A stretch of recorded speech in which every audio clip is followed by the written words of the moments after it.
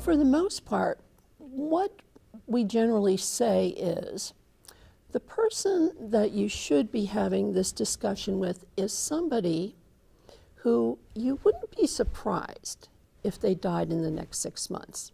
Someone with, let's say, an advanced state of cancer, not an early stage of cancer, people with a whole lot of problems. You ought to have this discussion, okay? And that discussion should basically be what you would want if.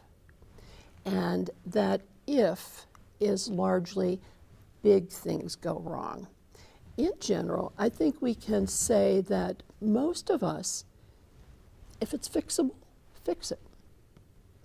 But if it's not going to be fixable, for heaven's sakes, don't enter me down that pathway where we're going to start more testing that is potentially harmful, start more procedures that are potentially dangerous, and perhaps the most important of all of these, put me in a place where I'm likely to get an infection that will never be cured, food that is historically unpalatable, and in a foreign and strange situation. By that I mean the hospital.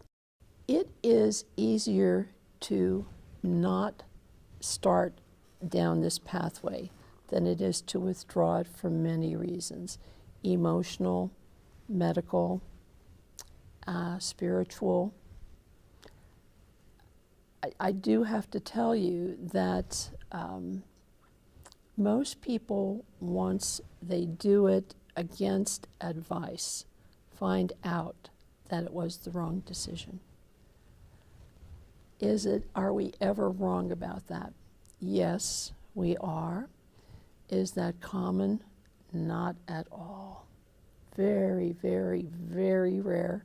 My goals, if you will, and my conversations are almost always with people who have significant medical illness that is unlikely to be benefited by these processes, and insistence upon doing these processes usually does not gain any betterment for the patient, nor does it make life easier for those who survive.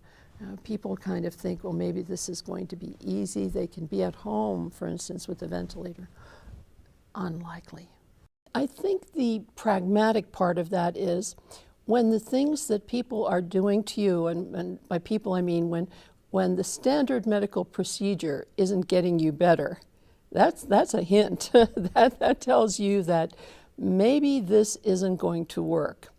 The other pragmatic portion of that is when things reoccur. For instance, when you have congestive heart failure over and over and over again, and every time you have congestive heart failure, which is a failing of the heart to meet the needs of the body, part of that is you're not meeting the needs of the rest of your organs and your brain. So you're getting sicker and sicker and sicker. So the first thing is when things aren't going well, or when the things that are being done to you are more harmful than helpful. A good example of that would be an advanced stage cancer, where the chemotherapy might be more harmful. You might have a choice between living for 6 months with no side effects or living for 8 months in tremendous pain, in tremendous fear. You might be living in the hospital most of the time.